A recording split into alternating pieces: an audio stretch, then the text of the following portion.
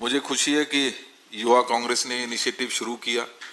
वैसे तो चर्चा और काम हर कोई अपनी आवाज उठाने की कोशिश करता है, लेकिन निश्चित ही जिस काम में युवा लोगों का सहयोग मिल जाए तो उसके साथ न्याय होने की और संघर्ष के साथ अपनी लड़ाई लड़ने का जो जज्बा युवाओं में हो सकता है, उससे निश्चित ही इस कार्यक्रम को बल मिलेगा और दिल्ली का जो हम सपना हमेशा से देखते हैं उसको भी इसमें बल मिलेगा।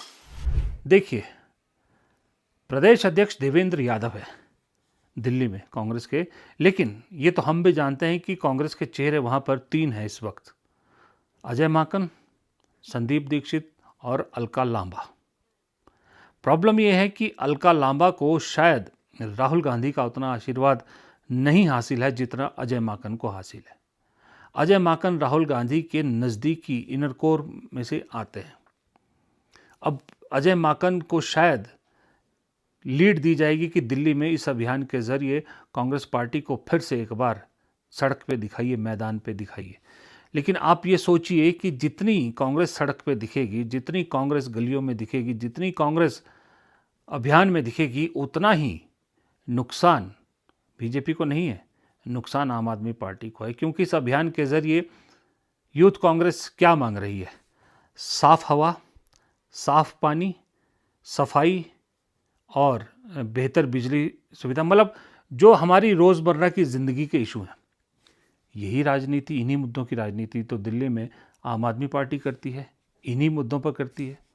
अब अगर यही मुद्दे आज की डेट में कांग्रेस वापस छीन ले, और कांग्रेस के पास एक बेहतरीन मॉडल है, शीला दीक्षित मॉडल है उनके पास बेचने के लिए, कि शीला दीक्षित के वक्त में जो सब काम हुए थे, जो डेवलपमेंट हुई थी, उसके बाद यूँ लग रहा है दिल्ली में डेवलपमेंट का काम एक तरह से रुक सा गया है।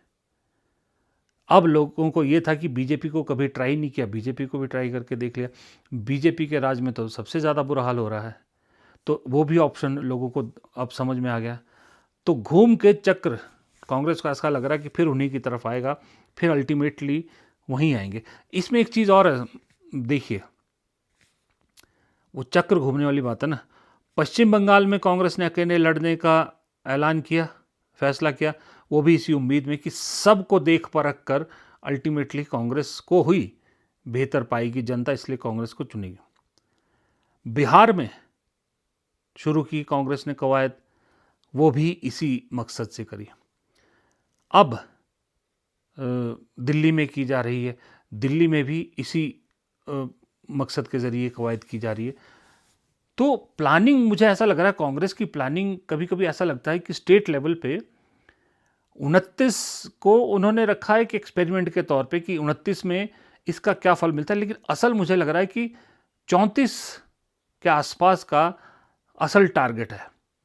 राहुल गांधी जो बीज बो रहे हैं इस वक्त, वो 34 के लिए बो रहे हैं। 29 के लिए वो चाहते हैं कि किसी तरह से इंडिया गठबंधन सत्ता में आ जाए, इंडिया गठबंधन को सत्ता हासिल हो, ये उनका पहला टारगेट है। लेकिन 34 को लेकर जो उनकी प्लानिंग चल रही है वो कांग्रेस को लेकर चल रही है कि 34 में वो चाहते हैं कि कांग्रेस अपने दम पर फिर वही स्थान हासिल करे जो पहले हुआ करता था, जो इनफैक्ट आज की डेट में बीजेपी का है। ये एक प्लानिंग मुझे लग रहा है कांग्रेस कर रही है, इसीलिए शायद जिन जिन ने कांग्रेस को निपटाया उनको निपटाने की कोशिश कांग्रेस कर रही है। वरना पश्चिम बंगाल में राहुल गांधी जब कहते हैं कि ममता बनर्जी की कमज़ोरी सरकार रही, ममता बनर्जी की कमज़ोरी है कि बीजेपी को वहाँ मौका मिल गया, तो वो एक तीर से दो शिकार कर रहे हैं। बीजेपी को भी निशाना लगा रहे हैं और ममता बनर्जी को भी। दिल्ली में अरविंद केजरीवाल निशाने पे आएंगे, पंजाब में अरविंद केजरीवाल निशाने पे आएंगे, और ये मान के चलिए बिहार भी 29 शायद साथ में रहेंगे आरजेडी कांग्रेस, लेकिन जो अगला विधानसभा चुनाव होगा वो कांग्रेस आरजेडी के साथ नहीं लड़ेगी। ये मैं आज की डेट में आपको 90% कह सकता हूँ कि 90% कांग्रेस उस मोड में नहीं है, कांग्रेस का कार्यकर्ता भी उस मोड में नहीं है। कृष्णा अल्लावरू जो वहाँ के इंचार्ज हैं, उन्होंने भी यही कहा है राहुल गांधी को कि अगर आपको बिहार में कांग्रेस को खड़ा करना है तो आपको आरजेडी से छूटना पड़ेगा, क्योंकि आरजेडी अब वो आरजेडी नहीं रही जो लालू की आरजेडी हुआ करती थी। लालू के वक्त में बहुत कुछ ऐसा था जो लालू के नाम पर होता था, बहुत वोट ऐसा था तो जो लालू के नाम पर पड़ता था। आज तेजस्वी के नाम पर वोट नहीं पड़ता है, और जो एक छवि बन गई है ना वहाँ पर, जो इस चुनाव में, पिछले विधानसभा चुनाव में नुकसान पहुँचा गई आरजेडी कांग्रेस को, कि वो एक दबंगों की सरकार वापस आ जाएगी फिर से, वो कांग्रेस को भी नुकसान पहुँचा रही है। तो इसलिए आरजेडी भी मुझे लगता है 29 के बाद विधानसभा चुनाव जो होंगे वहाँ शायद कांग्रेस अकेले ही जाएगी। और ये सही में बता रहा हूँ, जो सारी कवायद कांग्रेस कर रही है ये ठीक भी है, अच्छी भी है। कांग्रेस को बहुत हो गया, वक्त बहुत हो गया दूसरों के सहारे चलने की। सबसे बड़ी कमजोरी बन गई थी कांग्रेस की दूसरों के सहारे चलना। अब अपनी बैसाखी छोड़ के खुद अपने सहारे खड़ा होने की कोशिश अगर पूरे देश में करेगी तो कांग्रेस को ही फायदा होगा, और यही कांग्रेस के पास ऑप्शन भी है। सही में बताऊं, कांग्रेस के पास ऑप्शन भी कुछ नहीं है, क्योंकि कांग्रेस अब इससे नीचे नहीं जा सकती कि भाई नहीं, अगर हमने गठबंधन नहीं किया और नीचे चले जाएंगे, इससे नीचे कुछ है नहीं अब जाने के लिए। जो है वो यही है, अब इससे ऊपर ही आना है, तो क्यों ना अपने दम पे ऊपर आया जाए, क्यों दूसरे को श्रेय दिया जाए कि आपके सहारे हम ऊपर आ गए। तो ये एक स्ट्रैटेजी अच्छी है। मुझे लगता है इसी स्ट्रैटेजी के शिकार अरविंद केजरीवाल भी हो जाएंगे, जल्द ही हो जाएंगे।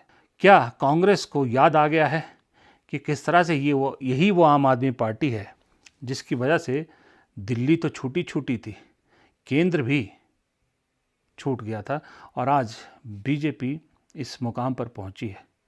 कल शाम के वीडियो में जो मैंने आशंका जताई है, अगर उसकी तरफ कहीं कुछ भी सच्चाई है तो सोचिए उसका सबसे बड़े जिम्मेदार कौन होंगे, अरविंद केजरीवाल और उनकी पार्टी।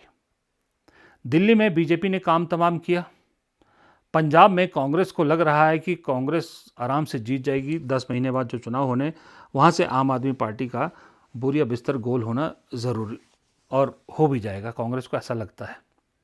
और सही में अगर केरल की तरह यूनिटी कांग्रेस दिखाती है पंजाब में तो नहीं रोक सकते। लेकिन आपको पता है, एक कांग्रेसी ने मुझसे कहा था एक बार कि ये जो अरविंद केजरीवाल है या आम आदमी पार्टी है, ये उस पौधे की तरह है जिसे जितनी बार उखाड़ो ये फिर उगाता है। केजरीवाल को इस देश की राजनीति से उखाड़ना आसान नहीं है, ये कांग्रेस के एक नेता ने कहा था। क्या उस बात पर कांग्रेस अमल कर रही है? क्या कांग्रेस को ऐसा लगता है कि अगर पंजाब में हार गई बीजेपी, आम आदमी पार्टी, गुजरात में कोई है नहीं उनका भी दम, तो बचता है एक ही जगह अरविंद केजरीवाल को फिर से रिवाइव करने के लिए, वो है दिल्ली। क्योंकि आज भी अगर पार्टी वाइज आप देखोगे तो सबसे मजबूत दिल्ली में ही आम आदमी पार्टी है। लेकिन वो सिर्फ इसलिए है, उसकी वजह सिर्फ इतनी है कि जिसकी जगह उन्होंने ली थी वो पार्टी कमज़ोर हो गई, अपने आप को उन्होंने बहुत कमज़ोर खुद कर दिया। उस पार्टी का नाम है कांग्रेस पार्टी। लेकिन पंजाब में निपटाने के बाद दिल्ली कांग्रेस वापस छीनना चाहती है। हालांकि कांग्रेस ने कवायद शुरू की यूथ कांग्रेस के जरिए, लेकिन यकीन मानिए कल जब प्रेस कॉन्फ्रेंस हुई थी, बेहतर दिल्ली अभियान जो शुरू कर रहा है यूथ कांग्रेस, उस अभियान को शुरू करने का जिम्मा अजय माकन ने लिया। अजय माकन उस प्रेस कॉन्फ्रेंस में थे, ये अपने आप में एक बहुत बड़ा सिग्नल है। अजय माकन का एक उनको वहाँ भेजने का साफ मतलब है कि दिल्ली में कांग्रेस अगर रिवाइव होती है या रिवाइव की शुरुआत करती है और सत्ता में आने का अगले विधानसभा चुनाव में चांस बनता है, तो अजय माकन कांग्रेस का चेहरा होंगे। ये कल राहुल गांधी ने उन्हें वहाँ भेजकर साफ कर दिया। वैसे भी राहुल गांधी के नज़दीकी हैं। तो अजय माकन का वहाँ आना और यूथ कांग्रेस के जरिए बेहतर दिल्ली का अभियान शुरू करना, वरना और भी बहुत सारे स्टेट हैं। यूथ कांग्रेस सबसे एक्टिव है इस वक्त कांग्रेस के अंदर, अगर कोई संगठन है वहाँ पर बहुत सारी जगहों पर यूथ कांग्रेस कर सकती थी, लेकिन दिल्ली चुना गया और दिल्ली से ही इस अभियान को क्यों शुरुआत दी जा रही है। इंडियन यूथ कांग्रेस के नेतृत्व में एक बेहतर दिल्ली के सपने को कैसे साकार किया जा सकता है, उसकी फॉर्मल लॉन्चिंग आज यहाँ से इंडियन यूथ कांग्रेस के अध्यक्ष भाई उदय भानु छिब आज यहाँ से करने जा रहे हैं। मुझे खुशी है कि ये वही दिल्ली है जिसकी पहचान थी कि ग्रीनेस्ट कैपिटल ऑफ वर्ल्ड हुआ करती थी। एक वर्ल्ड सिटी के रूप में पहचान बनाने का काम दिल्ली ने कांग्रेस के नेतृत्व में 15 साल का जो हमारा कार्यकाल रहा, जिसमें शीला जी मुख्यमंत्री के रूप में एक अच्छा नेतृत्व देने का काम किया, वहीं साथ साथ आदरणीय अजय माकन जी ने मंत्री के रूप में, स्पीकर के रूप में और फिर केंद्र में मंत्री के रूप में एक ढांचागत दिल्ली के संरचना की जो सपना देखा था, वो बहुत मजबूती के साथ आगे बढ़ता हुआ जब चल रहा था, तो कहीं ना कहीं एक ब्रेक पिछले 12 साल में हमने और आपने इसको देखा है। ये एक ऐसा कार्यक्रम जो अर्बन एरियाज में शुरू होगा और मुझे लगता है कि दिल्ली से बेहतर कोई और ऑप्शन नहीं हो सकता था।